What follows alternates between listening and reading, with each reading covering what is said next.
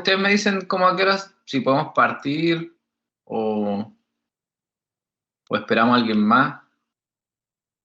Yo creo que por la hora, doctor, podríamos partir. Yo no sé si usted puede grabar la clase, ¿le permite esa función en No, Teams? no, pero después les mando el Power. Ah, ya, doctor, ya, No, muchas no tengo gracias. problema en mandárselo si lo necesitan. Por favor.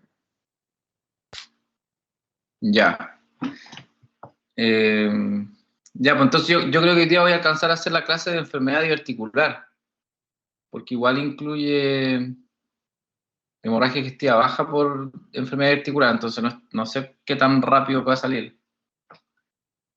Y idealmente hay unos compañeros de ustedes que han rotado conmigo que a lo mejor alcanzan a presentar un caso corto, pero era la idea. No sé si lo pueden ellos compartir su pantalla y presentarlo y lo discutimos. ¿Ya? ¿Eso como al final o ahora? Ahora.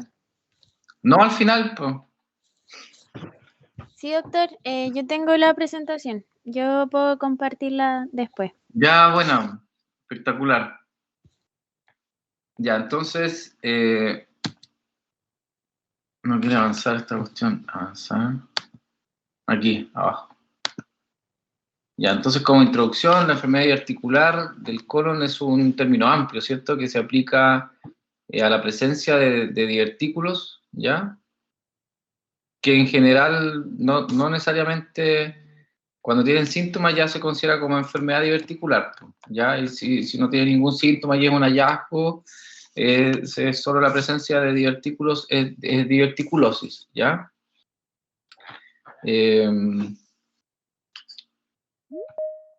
Los procesos inflamatorios asociados a la diverticulosis del colon se denominan las diverticulitis, ¿ya? Y se pueden manifestar como un cuadro agudo, que es la diverticulitis aguda, o también como un cuadro crónico, ¿ya? Entonces la enfermedad diverticular puede producir diverticulitis, puede producir sangrado, puede producir estenosis y puede producir deformación del colon generalmente a nivel del sigmoide, ¿ya? Los divertículos del colon son entonces herniaciones de la mucosa y la submucosa a través de la capa muscular hasta situarse por debajo de la serosa.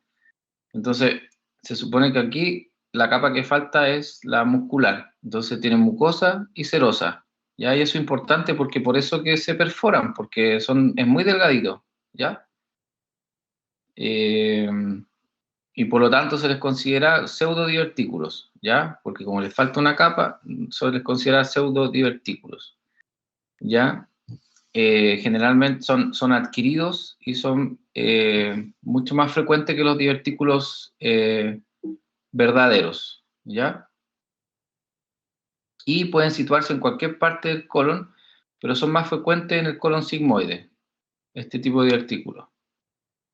Ya se supone que los divertículos se producen en, no sé, los que han podido entrar a ver colonoscopía, ahí uno se da cuenta de la relación que tienen los divertículos con los vasos, ¿ya?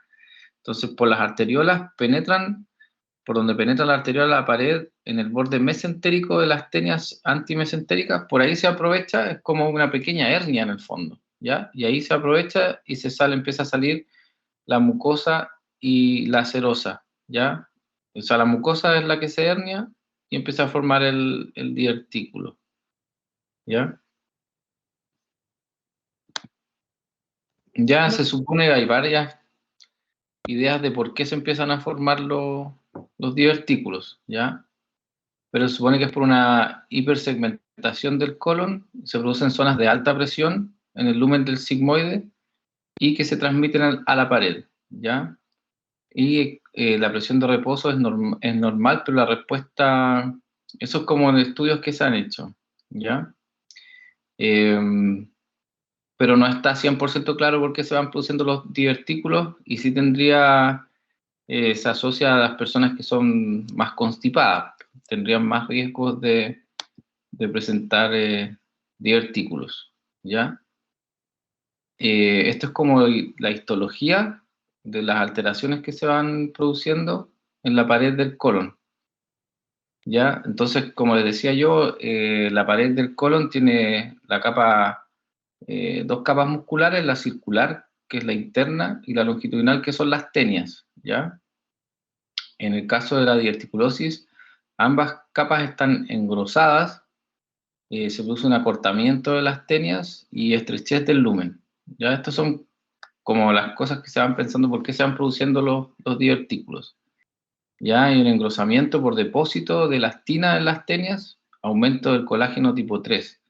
Y existe una diferencia de la presión del lumen versus el peritoneo. ¿Ya? Entonces, habría más presión en el lumen, menos presión en el peritoneo y se empiezan a formar los divertículos. Ya, como les decía, bueno, la etiología no está bien clara, son todas como ideas de por qué se pueden ir produciendo los divertículos. Aquí en esta fotito se ven los divertículos, ¿ya? Esta es una colonoscopía, y ahí todos estos son puros divertículos, son saquitos. En este caso están limpios porque este colon se preparó para la colonoscopía y no tiene ni nada de deposiciones, y los divertículos adentro tampoco tienen deposiciones. Y no sé si lo alcanzan a ver, pero ahí se ve un vaso, ¿ven? Que van como una arteria, una arteriola por ahí, y ahí, pum, aparecen ahí también hay vasos, ¿ven? Y en eso se aprovechan de esa debilidad y se producen los divertículos. Ya se cree también que tiene que ver con la baja ingesta de fibra en la dieta, falta de actividad física, la compartimentalización colónica con zonas de alta presión, que es como que se produce como una zona que el colon se comprime en dos partes y adentro queda como con más presión. Y alteraciones en la elastina de las tenias colónicas. Epidemiología, entonces la enfermedad es bien frecuente, ¿ya? Tiene una prevalencia del 5 al 45%, dependiendo más o menos de la edad de la población que ustedes estudien. Predomina en el colon izquierdo, ya en el lado derecho es menos frecuente, por eso que en el lado derecho cuando hay divertículos uno podría pensar, o sea, son más frecuentes hay divertículos verdaderos, ya que son congénitos. Es rara en África, en Asia, la prevalencia ahí es menos del 0,2%, predominando en ese caso para ellos en el colon derecho. Desde la década de los 30 se considera la enfermedad intestinal más frecuente de los pacientes occidentales, ¿ya? Y la prevalencia aumenta con la edad. Hay más o menos un 5% de las personas que tienen divertículos a los 40 años, un 30% a los 60, y es mayor al 65% de la población a los 80 años, ¿ya? No hay diferencia en la prevalencia por sexos, pero la diverticulitis aguda afectaría más a los hombres cuando se presenta por debajo de los 40 años, ¿ya? La diverticulosis, entonces, es la presencia de divertículos en el colon sin sintomatología específica, ¿ya? Entonces, a eso se le denomina diverticulosis. ¿Cómo se puede objetivar o la presencia de divertículos? Que generalmente es un hallazgo, ¿ya? Uno no pide como una colonoscopía o algún examen para saber si una persona tiene divertículos, ¿ya? Solo se pide en el caso que un paciente ya presentó algún problema, por ejemplo, un paciente que hizo una diverticulitis, obviamente que se diagnosticó por escáner, después uno le pide la colonoscopía, pero no para en el fondo buscar los divertículos, sino que para descartar otras cosas, ¿ya? Y ahí van a aparecer que tiene divertículos, pero no se andan como buscando divertículos, ¿ya? Y se objetiva por colonoscopía, enema varitado o escáner. La sintomatología digestiva es vaga. Muchos piensan que no se le pueden atribuir síntomas por el solo hecho de que estén presentes, ¿ya? Los síntomas están asociados a que se inflaman, porque presentan pequeños cuadros de diverticulitis, o porque el coprolito se va metiendo dentro del divertículo y va deformando el colon. Pero el solo tener divertículos no debería producir síntomas.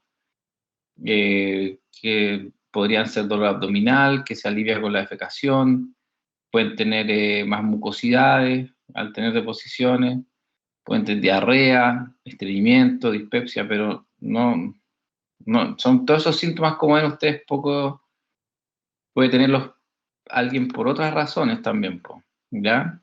Y también la presencia de divertículos no se asocia a colon irritable, son cosas aparte. ¿Ya? Además, no tienen compromiso de estado general los pacientes que tienen divertículos, ¿ya? Pueden tener una vida absolutamente normal, ¿ya? Y los exámenes, por lo tanto, y el examen físico también va a ser normal. Bueno, acá hay un enema varitado, ¿ya? Que es un examen que no se hace tanto hoy en día, pero sí se hacía mucho antes que existieran tanta disponibilidad de colonoscopía, o hoy en día incluso hay colonoscopias virtuales, pero en el fondo este examen se hace, son radiografías comunes y corrientes, así radiografías como las que pueden pedir de tórax, de abdomen simple, y al paciente se le pone una sonda en el ano, y ahí se le pasa al paciente por el ano un medio de contraste y aire, ¿ya? Y por eso que el medio de contraste es capaz de llegar así, incluso hasta el ciego. Y de ahí se van tomando radiografías. Entonces aquí se pueden ver los divertículos. Esos saquitos ahí es un divertículo. Acá ahí se ve otro. Ahí más. Aquí hay más. Aquí. Ahí se ven, ahí, ¿ya? Pero incluso a veces todavía lo tenemos disponible este examen, ¿ya? Y a veces se hace este examen cuando uno hace una colonoscopía y no puede avanzar por distintas razones. Pues a veces el equipo no lo puede pasar, el equipo hace asa aquí, o por estenosis. Hay veces que la colonoscopía frustra, no podéis pasar. Y ahí una forma de estudiar a estos pacientes puede ser el enema varitado, ¿ya? Bueno, la colonoscopía obviamente es uno de los exámenes que va a ver los divertículos, ¿ya? Y si se fijan aquí en la imagen de la izquierda de la pantalla, aquí está como rojito ahí. Ahí está rojo, ahí está rojo, ahí está rojo. Entonces, los divertículos a veces también van produciendo como inflamaciones en el colon, y eso explica que después se va deformando, ¿ya? Aquí, bueno, un escáner que ya muestra distintos tipos de abscesos por diverticulitis, ¿ya? Que hay un absceso por diverticulitis, aquí también se ve engrosada la pared, ¿ya? Y aquí se ve también una colección por un divertículo que esté inflamado. Bueno, ustedes obviamente están en cuarto y tampoco la idea es que aprendan a ver escáneres todavía, siempre el escáner uno tiene que pedir un informe, ¿ya? A veces uno logra ver cosas que son evidentes, pero no es fácil a veces interpretar un TAC de abdomen.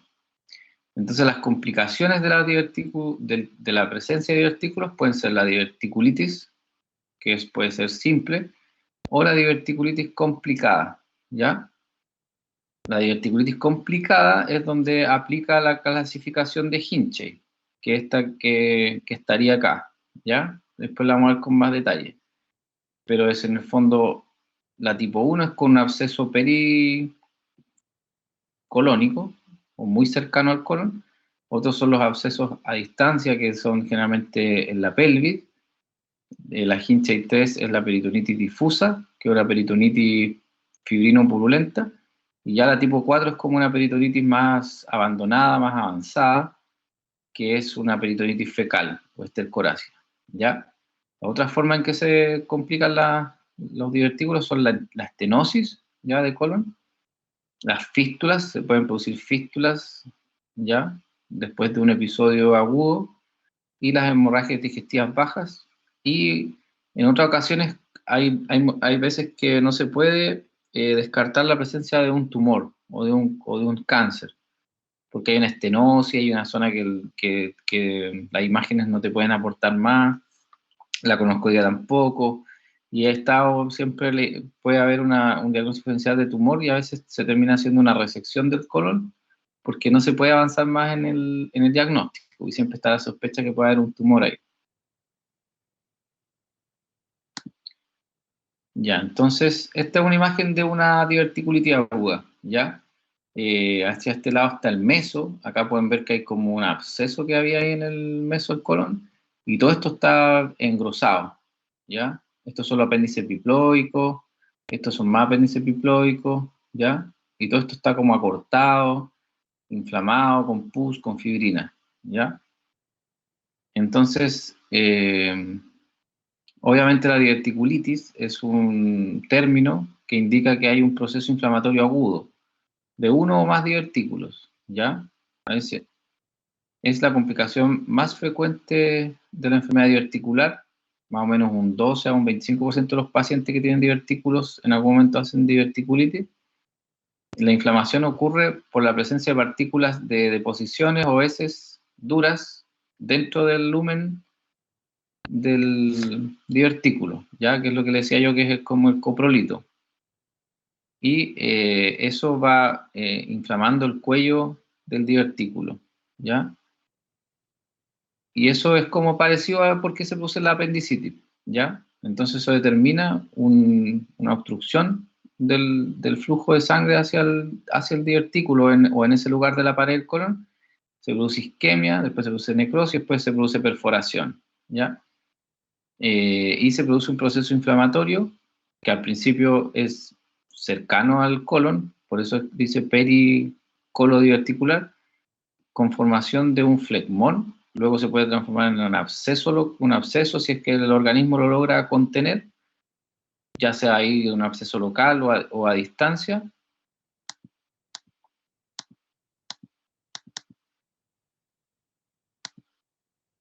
¿Ya? Y si se rompe el divertículo como a cavidad libre, ¿ya? Ahí es cuando se producen las peritonitis, ya sea purulenta o una peritonitis cuando ya el divertículo se rompe mucho, se abre, y dependiendo de las características de posiciones, caen de posiciones al peritoneo, y ahí ya es una peritonitis fecaloidea o Hinchey 4, ¿ya? Y la mayoría de las veces los pacientes con diverticulitis son diverticulitis simple o sin mayores complicaciones, ¿ya? O sea, la mayoría de las diverticulitis responden bien a tratamientos que no llegan a ser quirúrgicos, ¿ya? Entonces los síntomas de una diverticulitis aguda son el dolor abdominal, que es como el síntoma más importante, que es de inicio rápido pero progresivo, es muy parecido a un cuadro apendicular, pero que se localiza al lado izquierdo, ¿ya? Que sería en el cuadrante inferior izquierdo, ¿ya? O en fosa ilíaca izquierda también. Pues estos pacientes pueden tener tenesmo, ¿ya? El tenesmo puede ser tanto de vesical, o sea, como ganas de orinar y como que no pueden, como que no saben describir bien qué es lo que están sintiendo.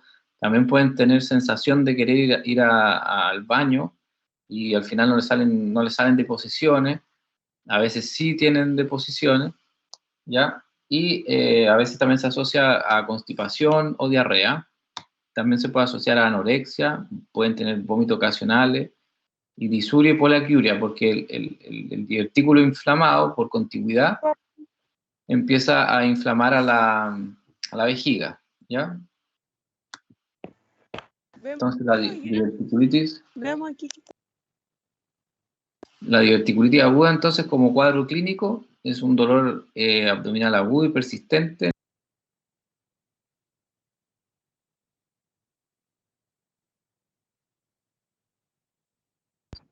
El doctor se silenció.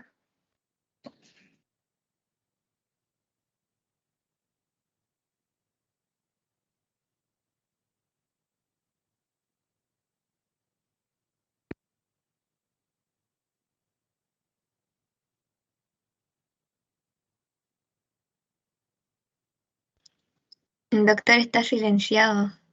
No lo estamos escuchando, doctor. Tiene que ir a Teams y activar el micrófono.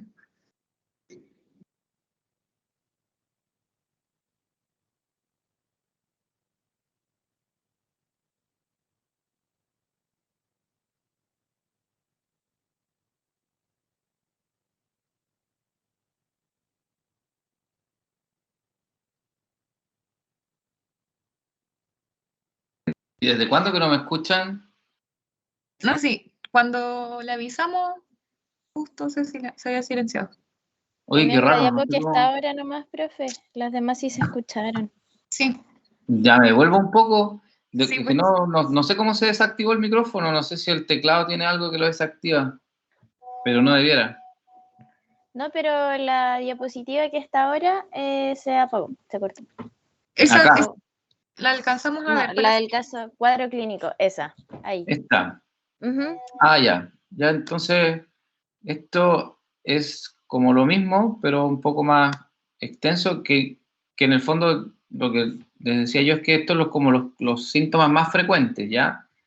Obviamente siempre tienen que saber que en la medicina no existen ni los siempre ni los nunca, ¿ya? Entonces, obviamente el dolor abdominal, de repente podría haber alguien con una diverticulitis y un dolor abdominal, podría haberlo, porque puede ser un paciente que o tiene un umbral del dolor muy alto, o que es diabético, entonces no siente los dolores, también podría a veces no tener, pero esto es lo más frecuente, ¿ya?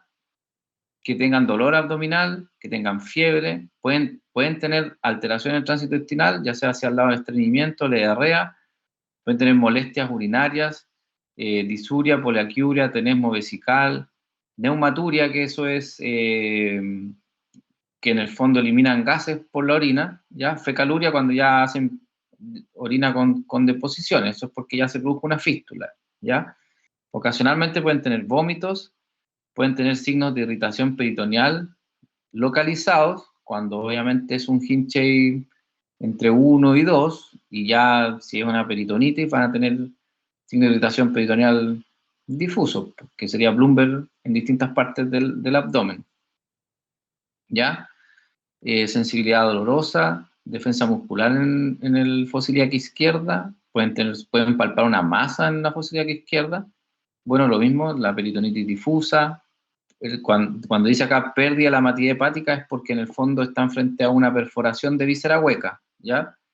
Perforación de víscera hueca es obviamente salida de aire a la cavidad abdominal, y si ustedes percuten a nivel del hígado, se va a perder la matidez hepática y va a sonar timpánico, ¿ya? Dentro de otras cosas van a tener aumento de los glóbulos blancos con desviación izquierda, también va a estar elevada la PCR, la VHS también va a estar elevada, y si usted tiene una diverticulitis con anemia, con compromiso de estado general, pero como compromiso de estado general más, como pensando en algo más crónico, no por el lado que un paciente llega séptico, taquicárdico, incluso con droga vasoactiva, sino que algo que viene como de más atrás, pueden sospechar cáncer. Pero en realidad, toda diverticulitis, el diagnóstico diferencial va a ser un cáncer de colon. Y por lo mismo, después de un cuadro de diverticulitis, a estos pacientes se los controla. Y se los controla en general con una colonoscopía, que la colonoscopía se debe pedir más o menos 3 semanas, un mes después del cuadro agudo. No se hace la colonoscopía con el cuadro agudo, ¿ya? Porque la colonoscopía implica que hay que hay que poner aire en el colon, y con el mismo instrumento del colonoscopio tú puedes terminar perforando mal al paciente, ¿ya? Entonces, en agudo no se hace la colonoscopía, ¿ya? Entonces, esto es súper importante en las diverticulitis, que, que es las diverticulitis complicadas, ¿ya? Todas las otras diverticulitis serían no complicadas, ¿ya? Y es en el fondo las que no tengan desde un absceso. Aquella diverticulitis que el radiólogo le informa que está como que está como sucia, la grasa pericolónica, como que hay un poco así como de edema, se ha inflamado el colon, todo eso, Todo eso son no complicadas, ¿ya? Y por lo tanto las complicadas comienzan cuando ya hay un absceso, ¿ya? Y esas sí son las que requieren hospitalización. Desde complicadas requieren hospitalización. Entonces la tipo 1 le había dicho yo que es un absceso pericolónico, ¿ya? La tipo 2 son abscesos más alejados, pélvicos, pueden ser en el retroperitoneo, ¿ya? Los estadios 3 es una peritonitis purulenta y el 4 es una peritonitis estercorácea o fecal. ¿Ya? Esto es como, para que lo sepan nomás, porque en realidad el diagnóstico de una diverticulitis es con escáner, ¿ya? Con un TAC de abdomen y pelvis con contraste. Pero esto es como para que lo puedan saber. Pero la radiografía de abdomen simple, ¿qué nos podría orientar? Que un 30-50% de los pacientes podría tener alguna ayuda, ya que va a haber dilatación de intestino delgado y colon, y pueden tener presencia de gas en la ampolla rectal, ¿ya? Entonces, también pueden ver aire libre, ¿ya? Es otra cosa que se puede ver en la radiografía abdomen simple, que obviamente la técnica de la imagen es mejor en la radiografía de tórax. Si se fijan aquí, ahí se ve aire libre subdiafragmático. Ahí, fíjense bien, ¿ya? Y siempre que quieran ver aire libre, pidan mejor radiografía de tórax, no de abdomen, ¿ya? Se ve mejor en la radiografía de tórax, ¿ya? Y la ecografía también nos puede dar algunos signos indirectos de diverticulitis, ¿ya? Pero en el fondo tienen que saber que el diagnóstico es con escáner. Es mucho un examen más específico, tiene más especificidad y sensibilidad. Entonces debe ser siempre el TAC de abdomen. Cuando quieran ver cosas del abdomen, apendicitis, tumores, cosas de abdomen, tiene que ser con contraste, ¿ya? Y idealmente que el contraste sea por vía oral y endovenoso, ¿ya? Solo oral no nos sirve y solo endovenoso sí nos podría servir. Ya en general los TAC en el hospital los hacen solo con contraste endovenoso, ¿ya? No siempre es con contraste oral. Lo que sí les dan a tomar harto líquido, pero no necesariamente con contraste oral. Además que en el contexto de un abdomen agudo, los pacientes en general no van a cooperar mucho a recibir cosas por vía oral para hacerse el examen, ¿ya? Y siempre tienen que ver de abdomen y pelvis. Ya, entonces, como decía, el TAC es altamente sensible, entonces 69 a 98% de sensibilidad y de especificidad entre 75 y 100% para los divertículos. ¿Ya? Doctor, ¿Sí?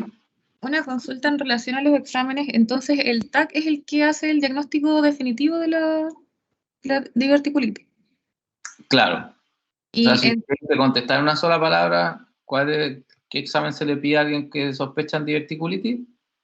TAC de abdomen, obviamente que antes le hicieron exámenes de laboratorio para orientarse un poco. doctor, Que es el hemograma, que van a ir a buscar leucocitosis, y la PCR, que van a ir a ver si tiene una PCR elevada. Dime. y en relación a la colonoscopía, ¿es solamente como de forma incidental o cuando yo estoy como estudiando que aprovecho de ver, o sea, aprovecho de ver, ¿se logra ver la diverticulitis? ¿En qué, No, en qué no, idealmente, ojalá que una colono nunca te haga el diagnóstico de diverticulitis, no. porque está contraindicada la colonoscopia en un proceso de diverticulitis, ¿ya? Y Ah, ya. generalmente, o sea, como lo que le explicaba yo, si tú no le pides a un paciente supongamos, te va a ver un paciente al consultorio, a la consulta, donde se dice, oiga, doctor, sabe que yo siempre ando lleno de gases, otros días ando constipado, otros días tengo diarrea, entonces, mira, a lo mejor tiene divertículos. Tú no le pones a esa colonoscopia, se solicita colonoscopia para diagnosticar diverticulosis. Es como decirle a alguien, oye, te voy a pedir que te vea el dermatólogo para ver si tenés arrugas. ¿Cachai? No se pide, no se anda, no es un diagnóstico que uno ande buscando los divertículos. ¿Ya? Ya. Lo que pasa es que a veces tú le pides una colonoscopia a alguien por colon irritable. Ya sí, colon irritable es una indicación probablemente de colonoscopia, porque en el fondo el colon irritable es un diagnóstico por descarte, ¿cierto? Donde tienen que haber varios exámenes normales. No la dejar tratamiento tú a alguien de colon irritable y después a lo mejor tenía un tumor de colon. Entonces, después de una diverticulitis, ahí sí le va a pedir la colonoscopia, 3 semanas o un mes después, ¿ya? Y eso es principalmente para estar seguro que no fue otra cosa, ¿ya?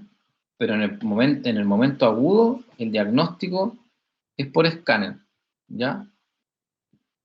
Pero imagínate, puede ser que sea un cáncer de colon perforado, ¿ya? Entonces, por eso el tiempo después se le pide la colonoscopia. Las complicaciones, entonces, el escáner también las puede ver, ¿cierto? Que son las fístulas, las estenosis, los abscesos y las peritonitis, obvio eso lo va a ver. Y también, además, el escáner puedes pedirle a los radiólogos que hacen procedimientos que le hagan un drenaje percutáneo, ya que es la punción bajo TAC, o una punción percutánea, ¿ya?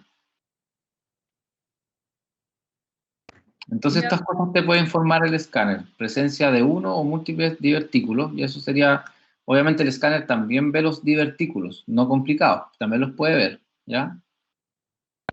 Puede informarte de inflamación de la grasa pericolónica, ¿ya? Que ahí sería un Hinchey sin Hinchey, no complicada, ¿ya? Te puede informar de engrosamiento de la pared colónica, te puede informar que hay abscesos, que hay peritonitis, fístulas y aire libre, ¿ya?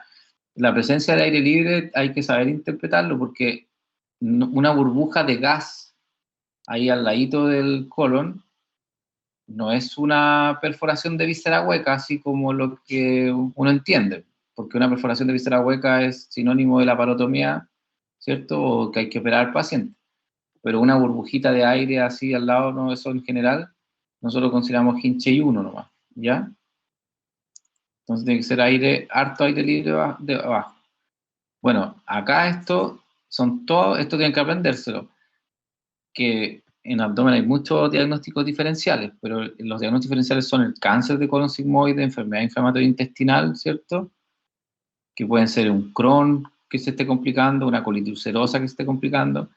Están las colitis isquémicas, que obviamente es porque no le está llegando irrigación al colon. La colitis pseudomembranosa, que tiene que ver también con el Clostridium, que en el fondo ahí sería algo infeccioso, ¿ya? Obviamente la diverticulitis también es algo infeccioso, pero es diferente, ¿ya? Es como, no sé, como que tuviera una gastroenteritis, también podría ser un diagnóstico diferencial. La apendicitis aguda también es un diagnóstico diferencial, síndrome de intestino irritable, una cistitis, una pielonefritis, la enfermedad inflamatoria pélvica, los tumores de ovario, embarazo ectópico y un globo vesical, ¿ya? Hay muchos diagnósticos diferenciales. Ya la diverticulitis aguda no complicada, tienen que saber, y por eso es súper importante hacer el escáner, que podría tratarse en forma ambulatoria, es decir, que no necesariamente el paciente se tiene que hospitalizar, ¿ya? En general esos pacientes pueden tener dolor, defensa muscular en el cuadrante inferior izquierdo, y el resto del abdomen obviamente tiene que estar tranquilo, como inocente, sin signos de irritación peritoneal, ¿ya? Y ustedes ya le hicieron el escáner de todas maneras, ¿ya? El paciente tiene un buen estado general, ¿ya?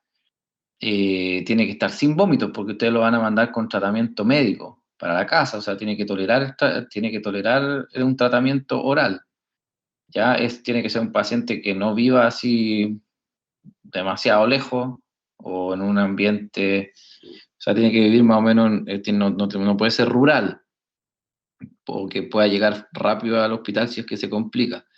Y tiene que tener un nivel sociocultural bueno para poder entender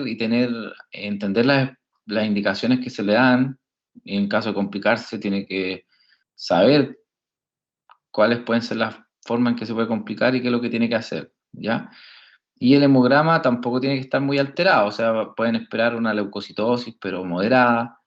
No van a mandar para la casa a alguien con una PCR de 350 o de 400, ¿ya? Eso igual, independiente de, de que el escáner pueda decir que no es nada muy significativo, pero ahí ya no es algo muy normal, entonces pues mejor lo hospitalizan, ¿ya? Y el TAC obviamente tiene que no tener abscesos, que serían los criterios, los primeros criterios de complicación, menos una peritonitis o algo más. Entonces el tratamiento médico ambulatorio no complicada consiste en, tienen que acordarse siempre que los pilares del tratamiento de la diverticulitis son el reposo digestivo y los antibióticos, así como pilares, ¿ya? Obviamente igual tienen que dejarle analgesia y otras cosas a los pacientes, pero los pilares son esos dos, el reposo digestivo y los antibióticos, ¿ya? Entonces, por eso mismo, en un paciente que lo van a tratar en forma ambulatoria, le van a dejar régimen líquido nomás, no puede estar comiendo de todo, ya por 48 a 72 horas, y van a ir de a poco progresando en el régimen. Le van a dejar los antibióticos entre 7 y 10 días, y algún antiinflamatorio, puede ser paracetamol, ¿ya? Metamizol o algún AINE, propiamente tal. Y los antibióticos tienen que ir, en el fondo, a cubrir floras de gram negativos y anaerobios, ¿ya? Entonces, en general, en forma ambulatoria se les puede dejar el ciprofloxacino, ¿ya? Que puede ser 500 K12 o 750 K12, que el metronidazol es 500 miligramos cada 8, acá está mal, no es cada 6, ¿ya? Eso no sé por qué quedó ahí, pero es cada 8 horas el metronidazol. Y otro antibiótico que se puede usar es la amoxicilina con ácido clavulánico, el clotrimazol cada vez se usa menos, pero también puede ser más metronidazol, ¿ya? No hay que, idealmente no usar opiáceos, que son los derivados del tramal y todo eso, porque esos medicamentos a veces llevan a como a que el colon se distienda, y ahí se produce otra cosa que son como el síndrome de Ogilvy, ¿ya? Y esos pacientes que tuvieron una diverticulitis no complicada, igual necesitan una colonoscopia alejada, ¿ya? Porque tienen que uno estar seguro de que el paciente tiene divertículos y que por lo tanto pudo haber sido una diverticulitis, porque si no podría haber sido una manifestación de una enfermedad inflamatoria, pudo ser a lo mejor un tumor que está ahí iniciándose en el colon, ¿ya? Siempre colonoscopia alejada se refiere que puede ser desde las 3 semanas desde el cuadro agudo. Y entonces en pacientes que ustedes deciden hospitalizar, que en general serían los complicados, o sea, desde Hitche 1 en adelante, el tratamiento va a ser el reposo digestivo, es decir, régimen cero. La sonda nasogástrica habitualmente no se usa en las diverticulitis, pero en el caso que un paciente tenga un hilio muy importante o en el escáner, aparte de la diverticulitis, se ve que hay niveles hidroaéreos, que se vea que hay una obstrucción también del delgado, se puede utilizar la sonda nasogástrica, eso le produce alivio a los pacientes, o en pacientes que estén vomitando. También se les pone sonda nasogástrica para disminuir los vómitos. Ya, la sonda Foley, esto va a depender qué tan comprometido está el paciente. Si es un paciente que no está como choqueado, no es necesario ponerle Foley, va a orinar solito. ¿Cómo se hidratan los pacientes? Con cristaloides, con suero fisiológico. El ideal de hidratación para los pacientes es siempre un suero glucosado al 5 más electrolitos. Porque si bien es cierto, eso no se considera una nutrición, es como algo de calorías aporta. Y los antibióticos, como le dije, tienen que cubrir gram negativo y anaerobio, ¿ya? Siempre, además, estos pacientes tienen que quedar con algún tipo de heparina o heparinas de bajo peso molecular, pero en el fondo acá es para prevenir la TBP, ¿ya?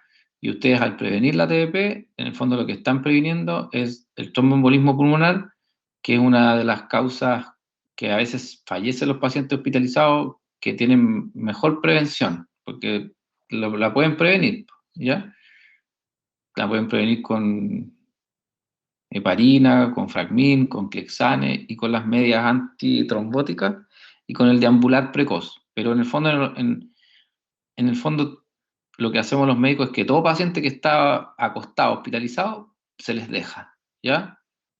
Porque a veces van gente joven y también a veces hacen TBP y TEP, ¿ya? Entonces, en el fondo, todo paciente acostado, mejor le dejan heparina, sobre todo si tienen algún problema intraabdominal, porque ahí aumentan los riesgos de TP. La analgesia, ¿cierto? Le van a dejar exámenes generales y las imágenes, pero en general ya ustedes ya las hicieron, porque por algo lo están hospitalizando, ¿ya? Y los exámenes generales también ya los tomaron. Todo es porque en el fondo, en la vida real, esto es como dinámico. Llega el paciente a la urgencia, alguien ya le tomó los signos vitales, ¿cierto? Ustedes van a saber al tiro si está con fiebre, si está con taquicardia, si la respiración está aumentada, le van a examinar, si les parece que es un abdomen que no está así como para mandarlo para la casa, le van a pedir exámenes, ¿cierto? Y si esos exámenes salen alterados, le van a pedir una imagen, ¿ya? Eso es más o menos, habitualmente pasa eso, porque ustedes, a alguien le duele el abdomen, y tú le haces imágenes y no tiene leucocitosis y la PCR está en 1, lo más probable es que no le van a querer pedir un escáner, van a buscar otras causas y no un abdomen agudo. ¿Ya? Entonces, ¿cuándo se operan las diverticulitis complicadas? ¿Ya? Se operan cuando hay una peritonitis generalizada, es decir, desde el Hinchey 3, ¿ya? Un Hinchey 3 se opera, un Hinchey 4 se opera, ¿ya? Cuando hay aire libre subfrénico, o sea, cuando hay un buen poco de aire libre, porque obviamente eso significa que también detrás de eso va a haber una peritonitis. Ya los abscesos mayores a 3 centímetros, cuando no responden al tratamiento médico y cuando no es posible hacer un drenaje percutáneo, habitualmente requieren de otro tipo de drenaje, que generalmente es con cirugía, ¿ya? Cuando ustedes tienen un paciente que ingresa por una diverticulitis, supongamos un Hinchey 1, que es con un absceso, y ustedes ya llevan, no sé, 2 días de tratamiento antibiótico, reposo digestivo, o 3 días incluso, el paciente sigue con fiebre, la cosa no va bien, ¿ya? Y tienen la opción 1 de repetir el escáner, ¿ya? Para ver qué está pasando, y con eso tomar la decisión de si es necesario algún acto quirúrgico. Y bueno, obviamente si la diverticulitis está siendo la causa de una obstrucción intestinal, también van a tener que ir a operar, ¿ya?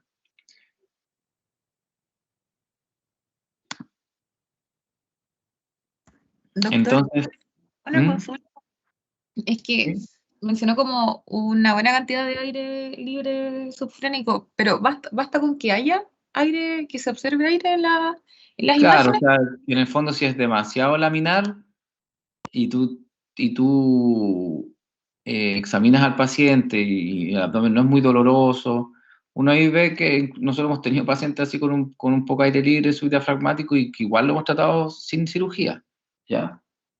Pero en el fondo, claro, todas esas cosas cuando uno se enfrenta como a una pregunta de prueba, no puede estar diciendo así como, pero en el fondo sí debería ir a cirugía un paciente con aire libre subdiafragmático, ¿ya?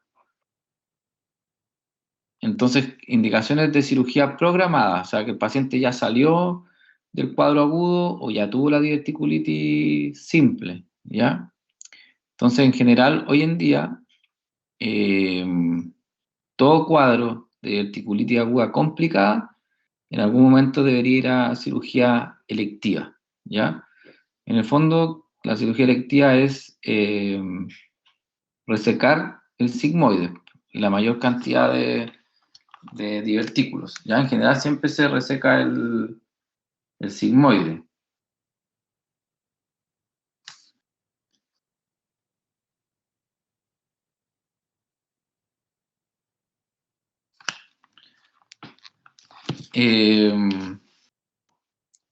Entonces, si hay un episodio con extravasación de contraste y síntomas obstructivos urinarios, también. Eso de extravasación de contraste se refiere en el fondo que es como un paciente que tiene fístula, ¿ya? Las fístulas pueden ser recto vaginal, recto vesical. Si existe, como les dije antes, la dificultad para poder descartar una neoplasia, ¿ya? Y no tienen otra forma de seguir avanzando en eso, hay que a veces operar nomás al paciente, y la biopsia es la que les va a decir qué es lo que era.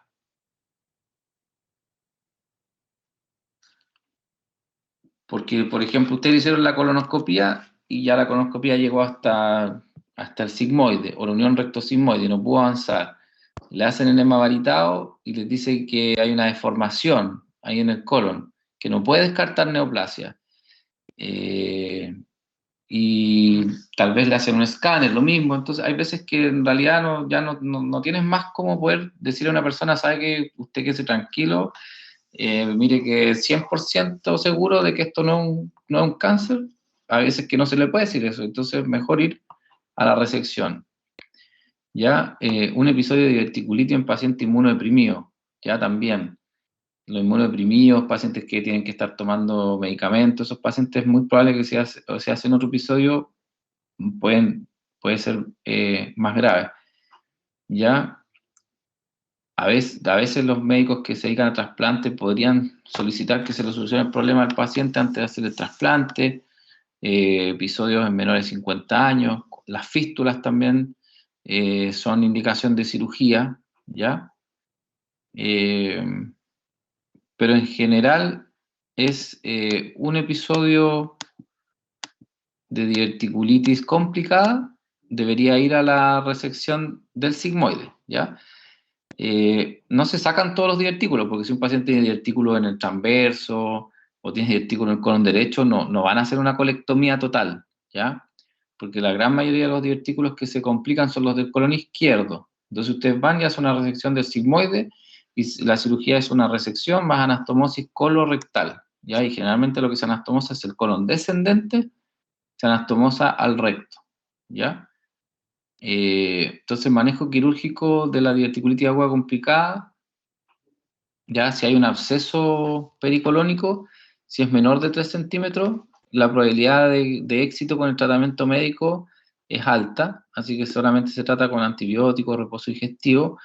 Aquellos abscesos que son grandes, mayores a 3 centímetros, ya se sabe que eso, incluso hoy en día los radiólogos te miden el volumen de los abscesos, o sea, te pueden decir que el absceso tiene tantos ml, y de acuerdo a eso uno ve si el paciente tiene alguna oportunidad de que ese absceso se resuelva solo con antibióticos.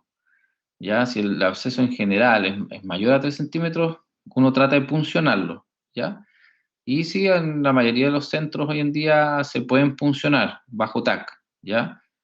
Eso ya va a depender del radiólogo, ¿ya? La gran mayoría hoy en día hace los procedimientos bajo TAC, en algún momento también los hacen bajo ecografía, se van guiando con el ecógrafo para poner en el fondo un pigtail o un tipo de drenaje dentro del absceso, ¿ya?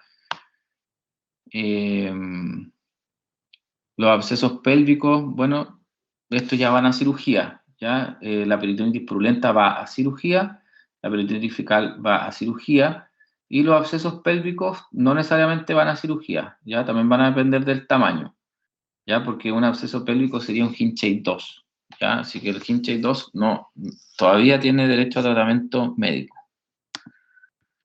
Manejo quirúrgico de la actividad complicada. Ya, entonces lo mismo. Ya, si tiene un absceso pericolónico que le fue mal con el tratamiento médico, o un absceso pélvico que también fracasó el tratamiento médico, pueden ir a hacer distintas cosas, ¿ya? Puede ser un abordaje videolaparoscópico, si es que el radiólogo les dice que no tiene ventana para funcionar el absceso, ¿ya? Y no tiene ventana es que en el fondo él le está diciendo no lo puedo drenar por vía percutánea porque en el fondo hay asas de intestino delgado, otras cosas que no lo puede funcionar, ¿ya? Estas son lo que se puede hacer cuando uno opera a un paciente con diverticulitis. Puede ir a una resección ya, del segmento, cierre del muñón distal y una colostomía terminal, que es la operación de Hartmann. La resección también puede ser con anastomosis primaria, ¿ya? Que ahí el paciente quedaría con su anastomosis, y esas anastomosis primarias se pueden proteger con una iliostomía, ¿ya? Pero esto es como muy de especialidad, porque además estas cosas con el tiempo han ido cambiando, ¿ya? También se puede hacer un aseo por videolaparoscopía, que eso también se ha ido abandonado, que en un momento se puso de moda a las diverticulitis con peritonitis, no la Hinchey 4, la Hinchey 3, en general esto es para el Hinchey 3, se lavaba la cavidad abdominal con suero mediante la laparoscopía, algunos le ponían aire por el ano a los pacientes, ¿ya? Con una sondita, se les pone una sondita y le pasaban aire, y si burbujeaba, le pasaban un punto al divertículo que burbujeaba, pero en realidad eso se dejó de hacer, ¿ya? Como que lo que está ahora de moda, o no sé si es moda, pero en el fondo lo que se está haciendo, porque los estudios lo empiezan como a avalar, ¿ya? Es una resección con anastomosis, ¿ya? O sea, para evitar el Hartmann, pero que se protege con una iliostomía en asa. Y esa iliostomía se saca por fósil ilíaca derecha, entonces, entre comillas, no pasarían de posiciones por la anastomosis que hicieron, y tendrían mayor éxito, y después mucho más fácil cerrar o reconstituir el tránsito a un paciente que tiene una iliostomía, ¿cierto? A reconstituir el tránsito a alguien que tiene un Hartmann, ¿ya? Ya, cuando hay peritonitis difusa, entonces dije la parotomía más aseo peritoneal. Esto que les digo yo, el aseo peritoneal, ya como que algunos estudios ya dejaron de avalar esa conducta. O sea, terminaban mal los pacientes, ¿ya? Pero en el fondo ustedes lo que tienen que saber, más que la técnica quirúrgica, es cuándo se opera una diverticulitis, ¿ya? Y tienen que saber que sí o sí se operan cuando son Hinchey 3, cuando son Hinchey 4, y cuando se complican con otras cosas como las fístulas, ¿ya? Cuando no se puede descartar que existe una neoplasia, eso ya va a ser más en un contexto más electivo, entre comillas electivo, no tan electivo, pero no así de urgencia por una peritonitis, ¿ya? Esta foto, no sé, salió mal, está mal, se borró. Ya, entonces con respecto a las fístulas que se pueden producir después de una diverticulitis, las fístulas son comunicaciones anormales entre dos superficies epitelizadas, ¿cierto? Otros dicen que es de un lumen a otro lumen, pero en el fondo es una comunicación entre dos epitelios, ¿ya? En este caso, entre la mucosa colónica y otra estructura, que puede ser vesical, puede ser el útero, puede ser la vagina, puede ser entérica. Cuando decimos entérica, es como una fístula entre el colon y el intestino delgado. A eso se refiere con entérica. Ya puede ser cutánea, o sea, una diverticulitis puede finalmente terminarse drenando a la pared abdominal, ¿ya? Y usted de repente puede tener un paciente con absceso en la pared abdominal, y pasa, y alguien le hace el tajito, y al final por ese tajito después empieza a salir gas y empiezan a salir deposiciones, y ahí se transformó en fístula, ¿ya? Y las fístulas pueden ser una o múltiples, a distintos órganos, ¿ya? Y esas sí se operan, las fístulas se operan en general, ¿ya? En la enfermedad articular ocurre por el drenaje espontáneo entre un absceso pericolónico y una víscera hueca, o hacia el exterior, ¿ya? Porque siempre que, si ustedes se fijan, cuando existen abscesos, eh, el organismo trata de solucionarlo, ¿ya? Si ustedes tienen un absceso, por ejemplo, en la piel, en cualquier parte, en el muslo, en el brazo, el organismo va a empezar esa zona se va a poner roja, ¿cierto? Con calor, después se va a poner más fluctuante, y a veces se va adelgazando la piel, y de repente se revienta solo hacia afuera, que es en el fondo cuando uno dice que se drenó en forma espontánea. Y ahí se solucionó, el organismo lo solucionó. Y cuando son a veces intraabdominales, también lo trata de solucionar. ¿Y cómo lo hace? Drenándolo hacia el mismo colon, o sea, como que una fístula colocolónica, o una fístula coloentérica, o una fístula que se va hacia la vagina, hacia la vejiga, ¿ya? Y suele ocurrir en el 2% de los pacientes portadores de enfermedad articular, representando el motivo de cirugía entre el 5 y 33%. Las fístulas colocutáneas suelen ser postoperatorias, ¿ya? Sí, eso es más frecuente. Obviamente, por ejemplo, un paciente que se operó apendicitis puede terminar con una fístula secal, ¿ya? Pero a veces también un absceso secundario a una diverticulitis puede terminar en una fístula cutánea, ¿ya? Entonces la más frecuente es la colovesical, ¿ya? En primer lugar no se producen fístulas entre el colon y la vejiga. Segundo, entre el colon y la vagina. ¿Ya ven? Colocutánea es más bajo, hacia una trompa, más bajo, y hacia un asa intestino delgado, más bajito, ¿ya? Entonces, quédense con colo vesical y colo vaginal, lo más frecuente, ¿ya? Por vecindad también, pues. Y obviamente eso es solo de las mujeres la colo vaginal. Y la colo vesical puede ser tanto en hombres como mujeres, ¿ya? Bueno, aquí están algunos ejemplos de cómo se producen las fístulas, ¿ya? Aquí supongamos que había un absceso en el colon, y aquí está la pared abdominal, ¿cierto? Los músculos de la pared abdominal, el celular y la piel. Y ahí se busca camino para tratar de drenarse y se termina drenando a la piel. ¿Ya? Aquí hay una fístula hacia la vejiga. ¿Ya? Y bueno, acá no se alcanza a ver. Pero acá le ponen medio contraste al paciente por vía transanal, como un enema varitado, y se empezó a contrastar la vejiga. ¿Ya? Fístulas colovesicales, la más frecuente entonces, entre el 50 al 60% de todas las fístulas. La nota diapositiva decía 48.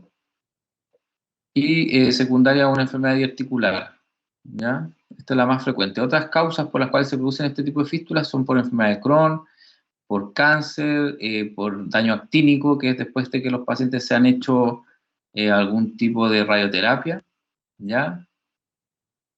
Es más frecuente en hombres y en mujeres histerectomizadas, ¿ya? Clínicamente se manifiestan por, obviamente, el antecedente de una enfermedad articular, ¿ya? O de una diverticulitis que hayan tenido. Tienen fístula, o sea, tienen infección urinaria a repetición, pueden tener fecaluria y neumaturia, ¿ya? Se le hacen una radiografía o un escáner y tienen aire dentro en la vejiga, ¿ya? Aquí hay un ejemplo de una fístula colovesical, ¿ven? Le inyectan acá medio contraste y el medio contraste empieza a pasar y empieza a llenar la vejiga, ¿ya? La colonoscopía no es un buen examen para diagnosticar este tipo de fístulas porque es muy difícil ver el orificio, y si ustedes además ven un orificio pueden pensar que es solamente un divertículo, entonces no pueden pasar hacia la vejiga. Entonces no sirve mucho la colonoscopía para eso. La cistoscopía sí, porque van a ver un orificio por vía vesical, ¿ya? Y la cistografía también, que en el fondo es pasar medio contraste desde la vejiga y se va a empezar a contrastar el recto o el colon, y al revés, un enema varitado es como contraste por el recto y se va a empezar a ver la vejiga. ¿Ya? Bueno, hoy en día también se inyectan medios de contrastes y se hace escáner, ¿ya? Entonces sería un escáner, que tú le tomas un escáner al paciente y le estuviste pasando un poquito antes del escáner medio contraste por el recto, o medio contraste por la vagina, o medio contraste por la vejiga, ¿ya? Y también ahí se te van a ver las fístulas, ¿ya? Bueno, ahí un ejemplo de enema varitado, un TAC, ya que se ve aire dentro de la vejiga. Miren ahí, ¿ven? Ahí medio contraste y todo esto es aire. Y no tendría por qué haber aire dentro de la vejiga, ¿ya? Ya, entonces lo mismo. ¿Cómo lo pueden estudiar si tienen sospecha de fístula? ¿Ya? Ya, bueno, a veces también la enfermedad articular no es muy frecuente, pero puede determinar una obstrucción intestinal, ¿ya? Representa el 10% de las causas de obstrucción colónica. Los mecanismos habituales son que se va engrosando el colon, se va produciendo fibrosis, así como también se va angulando el colon, ¿ya? Y son cuando hay crisis repetidas de diverticulitis. La inflamación persistente finalmente termina angulando y estenosando, impidiendo el paso de las deposiciones por el colon, ¿ya? Entonces, ¿qué van a tener los pacientes? Van a estar siempre constipados, van a tener un cambio en el hábito intestinal, heces acintadas, habitualmente la obstrucción es parcial, siempre van a lograr eliminar gases, pero están con dolor, les molesta el abdomen. La obstrucción intestinal baja completa es más frecuente por cáncer, ¿cierto? No es por esta enfermedad. Y el diagnóstico diferencial puede ser difícil, y entonces como ya no hay más métodos, como les decía, terminan siendo resecados, ¿ya? ¿Qué más? Bueno, el edema varitado nos puede servir, la colonoscopía, o que es lo mismo, sigmoidoscopía flexible, lo mismo que la colonoscopía, ¿ya? Que pasa que hay algunos equipos que habían antes que eran más cortitos, que por largo no llegan al ciego, pero hoy en día solo se usa el colonoscopio largo, ¿ya? Ya, con respecto a la hemorragia en enfermedad diverticular, es una hemorragia que van a sangrar los pacientes a través del recto, que es sin dolor, ¿ya? Y en general puede ocurrir entre el 15 y el 40%. La hemorragia masiva por divertículos, de 5% de los pacientes con diverticulosis, ¿ya? ¿Y qué ocurre? Que se van erosionando las arteriolas adyacentes al lumen de los divertículos, ¿ya? Y esas son las que producen el sangrado. ¿Ya? La recurrencia sí existe, y puede ser del 20 al 30% vuelven a sangrar después de un primer episodio, y después de un segundo episodio el 50%, ¿ya? Lo bueno es que en general estas hemorragias son autolimitadas, ¿ya? El 7% de los pacientes portadores de diverticulosis pueden hacer una hemorragia digestiva baja por esta causa.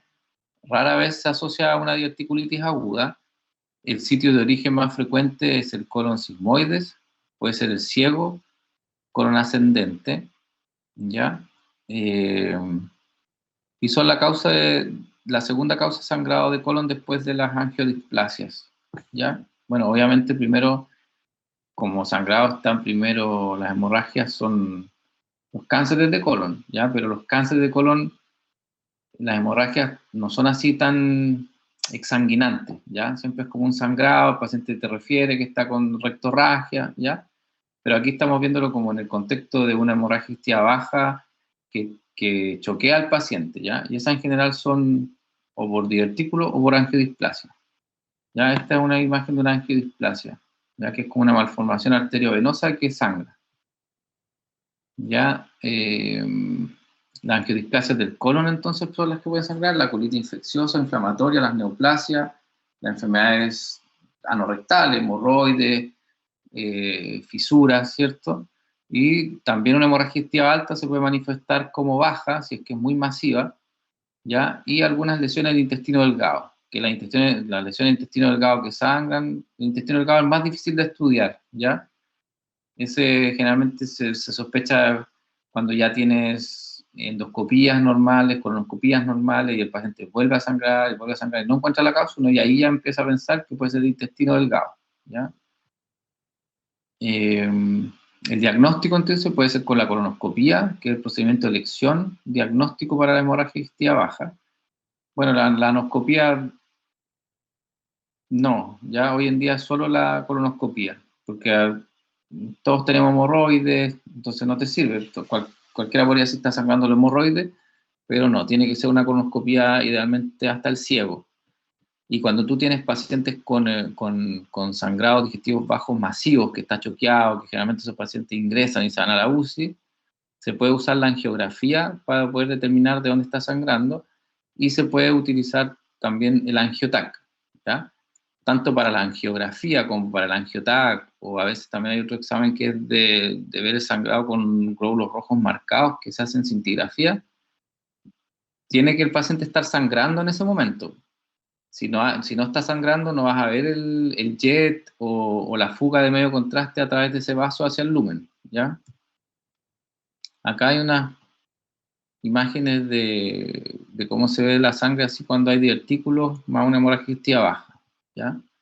Y el tratamiento en general es ponerle un clip al vaso que está sangrando, ¿ven? Ese es un clip que se pone por vía endoscópica, ¿ya? En este caso sería por colonoscopía, ¿ya? No sirve mucho el inyectarlos, porque después vuelven a sangrar. A veces uno inyecta las úlceras cuando están sangrando en el estómago con vasoconstrictor, ¿cierto? Con adrenalina. Pero en el caso de esto, para un rato y vuelven a sangrar, así que lo ideal es con clip o coagulándolo, que se toma con una pincita y se le pone el mismo coagulador que usamos en pabellón, pero que quema finalmente en la punta del colonoscopio, ¿ya? ¿Qué más tenía de esto yo?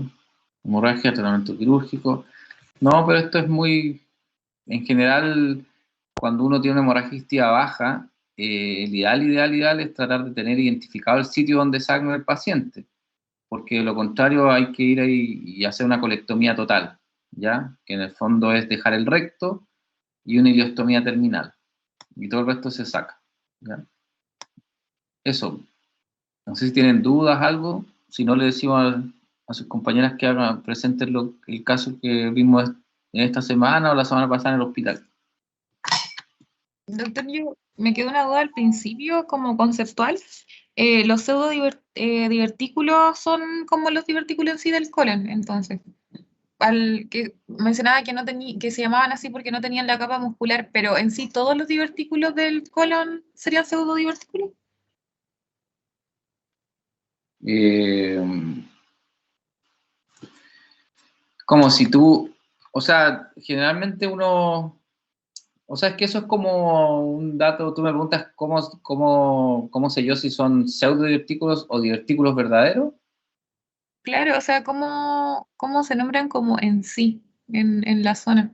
No, Es- solamente se determina, a todo esto se determina enfermedad diverticular o diverticulosis, ¿ya? O sea, cuando tú tienes un paciente con, no sé en qué estás pensando, pero por ejemplo, si tú estás pensando en un paciente que está con una diverticulitis, tú no te interesa saber si es un divertículo verdadero o no.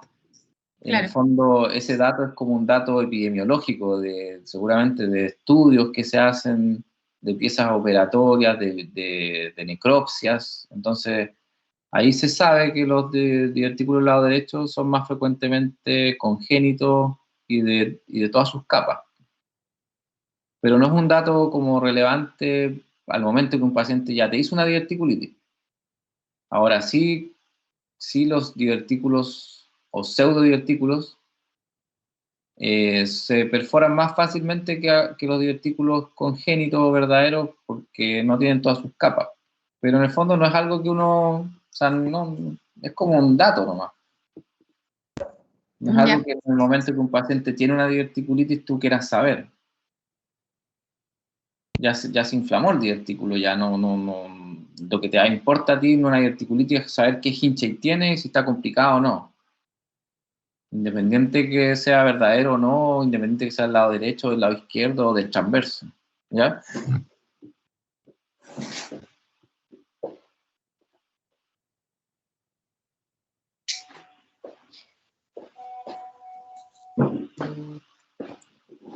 Eso, presenten nomás el caso que vimos. Yo no sé si podremos acceder a las imágenes. Yo tengo acá algunas fotos de pacientes que han tenido Eso le diverticulitis iba a preguntar, en el hospital. porque ese día no pudimos conseguirla. No, pues, pero ahora parece que puede que me ingrese aquí a mí al Biopax. Ah,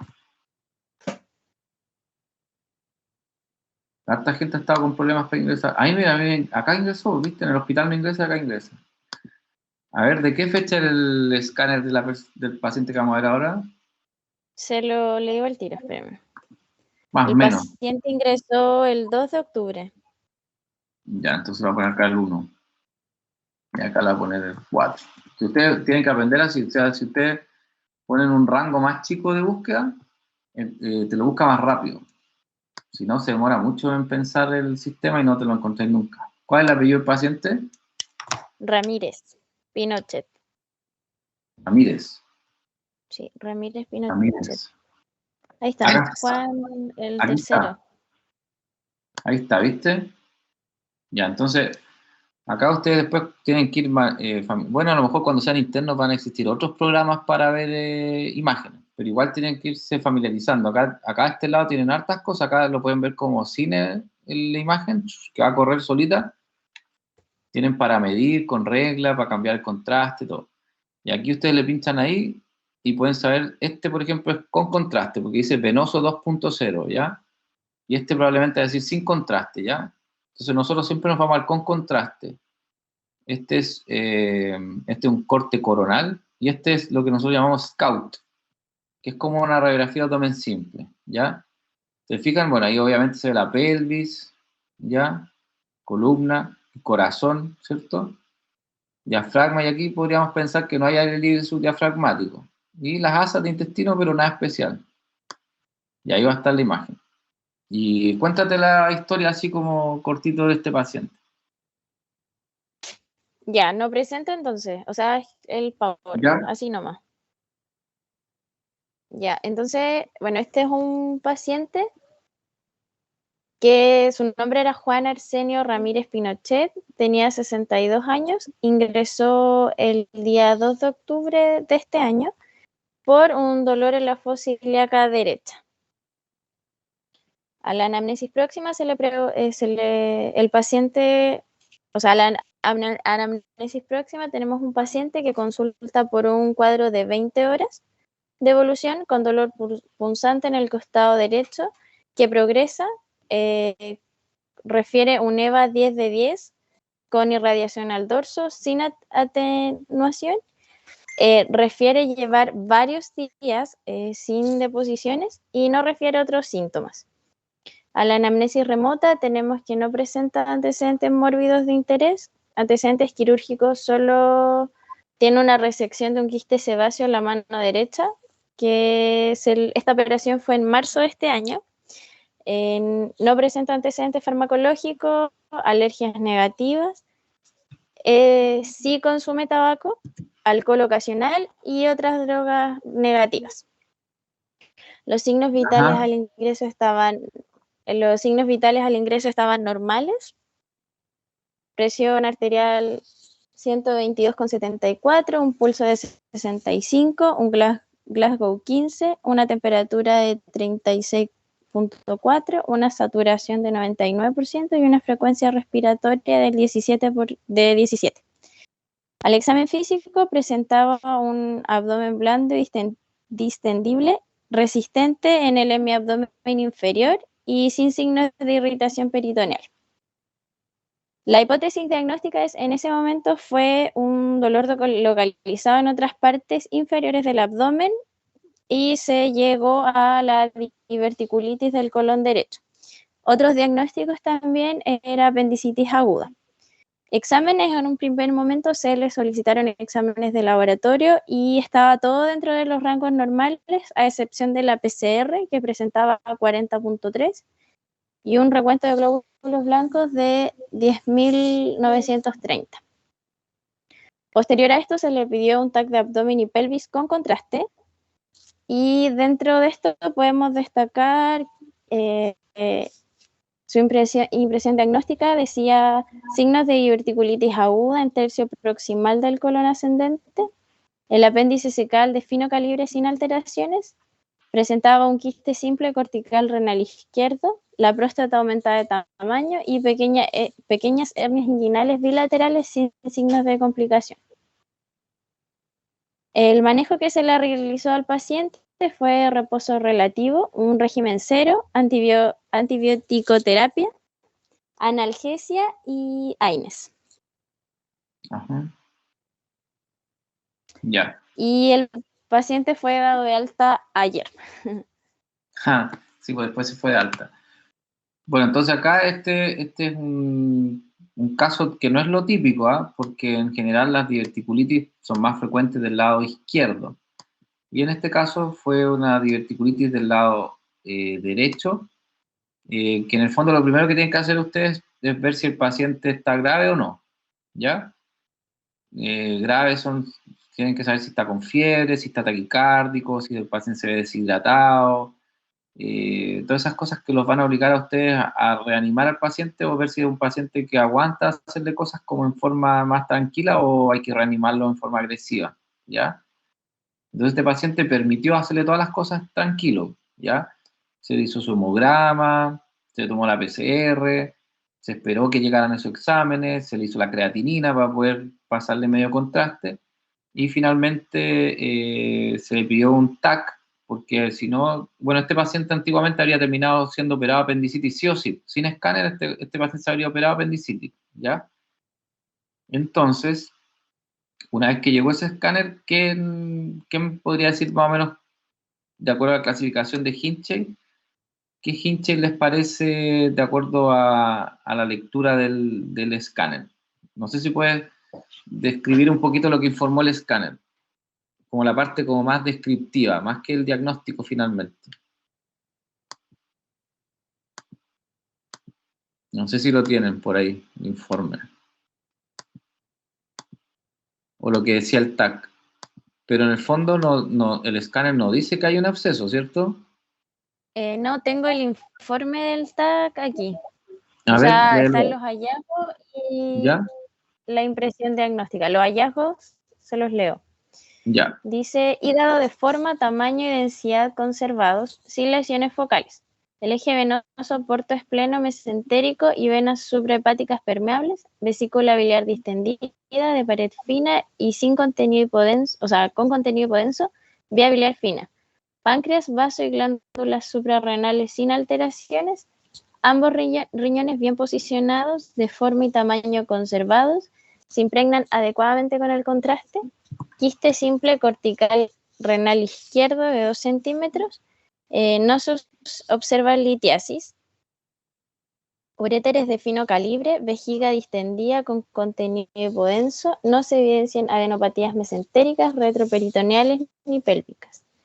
Vena cava inferior y aorta de calibre y trayecto conservados, próstata aumentada de tamaño, vesículas seminales sin alteraciones.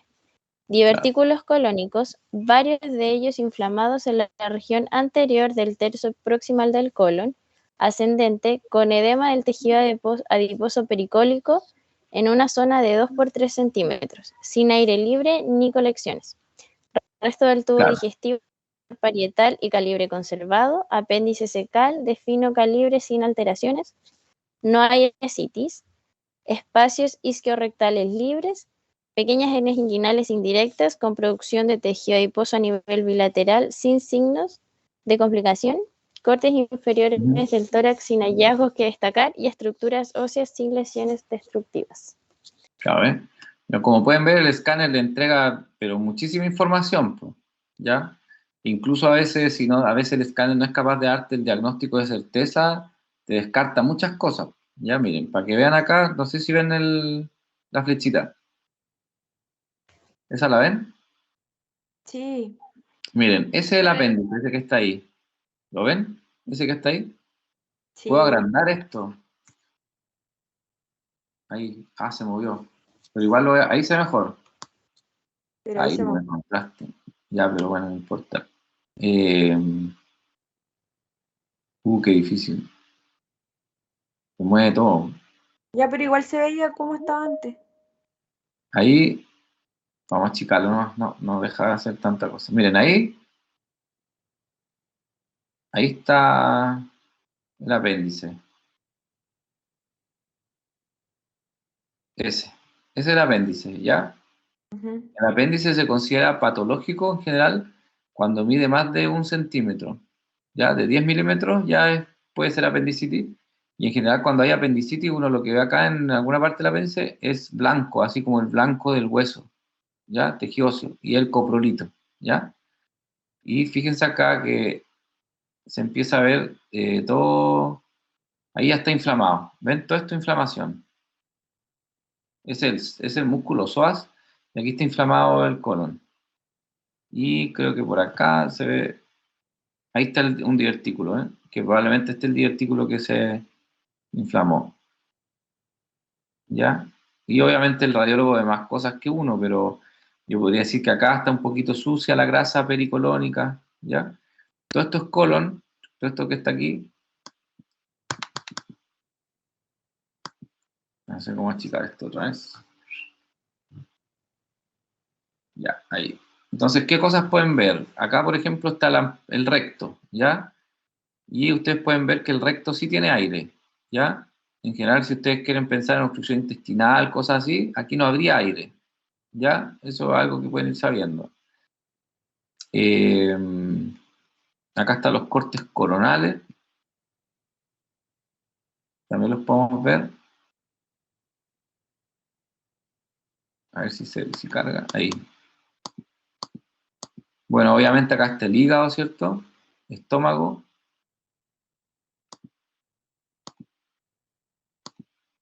Ahí está la vesícula. Ahí está la aorta. ¿Ya? A ver si aquí se ve el proceso inflamatorio, está ahí, ¿ven?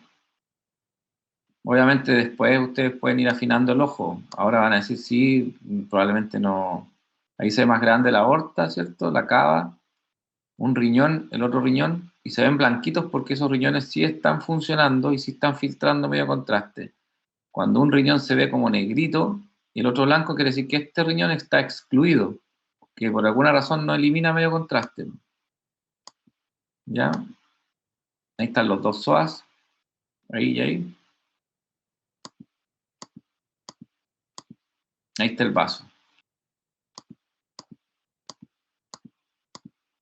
Pero ahí, en el fondo, tienen que siempre pedir TAC de abdomen y pelvis si sospechan una diverticulitis y saber interpretar lo que escribe el radiólogo, porque en general ningún radiólogo les pone la clasificación de Hinche, no les dice diverticulitis Hinchey 1, diverticulitis Hinchey 2. Ellos no se matriculan con eso, porque como obviamente todo esto tiene una implicación médico-legal, él le puede poner 1 y después ustedes terminan operando al paciente por una peritonitis, ¿cachai? Entonces, por eso que es importante la parte de la descripción. Y ustedes con la descripción, en el fondo, transforman esa descripción en qué Hinchey puede ser. Por ejemplo, si les dice que se observa un divertículo inflamado con un absceso cercano al colon, ya, Hinchey 1. Si les dice lo mismo, pero con un absceso retroperitoneal, ya van a saber que es un Hinchey 2. Si les dice que hay signos de peritonitis con líquido libre en los 4 cuadrantes, puede ser Hinchey 3 o 4, porque eso en general no lo van a saber hasta que operen al paciente, porque es difícil saber si la peritonitis es material estercoráceo o purulenta, ¿ya? Así ¿Profe? que eso, no sé si tienen alguna duda. Yo. Es que había dicho que este paciente no tenía abscesos. No, este paciente yo creo que de acuerdo a la descripción tenía un flegmón. Pero entonces no tiene ningún estadio Hinchey, ¿o no? Sí. Exactamente, si lo discutimos en el equipo. Pero en el fondo ya está hospitalizado el paciente. A veces no necesariamente cumplen todos los criterios para tratarse en forma ambulatoria. Ya. ¿Ya? Entonces terminó hospitalizado igual. Y de hecho nosotros lo vimos en la visita y lo dimos de alta al día siguiente. Tampoco nos pareció que estaba como para irse para la casa el mismo día. Entonces por eso que en la práctica no todo es así como Hinchey 1 para la casa, o sea, Hinchey no complicado para la casa. No Ya. no es tan así. Siempre hay que ponderar otras cosas. A veces Doc, uno dice, no, este paciente está con mucho dolor, no puedo manejar el dolor en la casa, mejor lo dejo, ¿cachai? ya. Doc, y esta clasificación nosotros como médicos general igual lo tenemos que saber. Sí, porque por ejemplo, imagínate tú eres general de zona en el hospital de Cauquenes Ujú, y te toca que un paciente, tú estás con dolor de guata, porque cada vez los hospitales chicos tienen más tecnología, pues.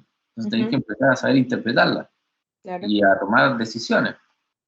Le hiciste un escáner, pum, te lo informó un médico, no sé, de Santiago, de Concepción, donde sea que se fue ese escáner por telemedicina, y tú llegas a la conclusión que es un Hinchey 1, perfectamente lo puedes tratar tú, lo Ujú, puedes dar de alta tú, y claro, una vez que se vaya de alta, tú le dices, mire, señor, usted en un mes más tiene que ir a ver a un coloproctólogo porque esto ya va a estar después de colonoscopía y descartar que no haya otra cosa. Pero ya, el episodio agudo perfectamente lo puede tratar un médico general. ya. Pero Doc, ¿solamente hasta el estadio 1? No, no, o sea, como de saberse, tiene que saberse todo, pero no, Hinchey 2 también lo pueden tratar en forma no quirúrgica. Me refiero a que solo el 1 se podría tratar de forma ambulatoria. No. Lo ambulatorio es para las diverticulitis no complicadas, Ah, ya, perfecto. que O sea, no tienen proceso. ya, sí. Acuérdate, las Hinchey ya son con complicadas. hospitalización. Sí, todas hospitalizadas. Y esas ya tienen absceso, Sí. ¿ya? La Hinchey 1 y 2, tratamiento hospitalizado, pero tratamiento médico. 3 y 4, hospitalizado, cirugía y todo el show, toda la cuestión. Vale. ¿Ya? Súper, gracias. Bueno, ahí si tienen dudas de otras, me van preguntando. Así que, Doctor. bueno, eso con enfermedad diverticular. Doctor, ¿se escucha? Sí, yo te escucho. Una duda, es que este paciente quedó hospitalizado, se dejó con régimen cero, ¿cierto? A pesar de que fuera una diverticulis no complicada. Netamente por estar hospitalizado y por posibles complicaciones. Claro, porque en el fondo al médico que lo hospitalizó, que generalmente es un médico que está haciendo turno de urgencia, le pareció que el paciente era como para que estuviera con reposo digestivo. Y o sea, régimen cero. Ahí no te podría decir yo cuál fue la razón. Nosotros cuando lo vimos arriba, ya el día anterior había estado con régimen líquido. No sé si el médico, el residente, alguien le dejó régimen líquido. Ya. ¿Ya? Pero mira, en general, la mayoría de los pacientes que ingresan por la urgencia quedan en régimen cero, porque el servicio de urgencia no es un servicio que preste como dentro de sus cuestiones el alimentar a las personas. Ya, a pesar de que igual llevan bandejas para abajo, pero generalmente todos los abdomenes agudos que ingresan quedan con régimen cero. Porque en teoría el paciente debería subir rápidamente al piso. La urgencia no es para estar dándole comida a los pacientes, pero como por un tema de las camas y toda la cuestión, de repente los pacientes quedan 2, 3 días abajo, no suben, ¿cachai? Pero ya ese es otro tema. En teoría un paciente debe hospitalizarse y si no se operó, pum, debería pasar al tiro al piso. Pero eso no ocurre, porque no hay cama.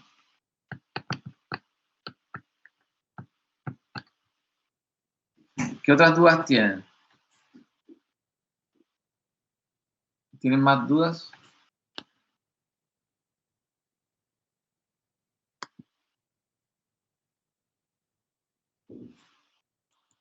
Doc, ¿y nos podría dejar como su correo si es que después nos surgen dudas como para mandárselo?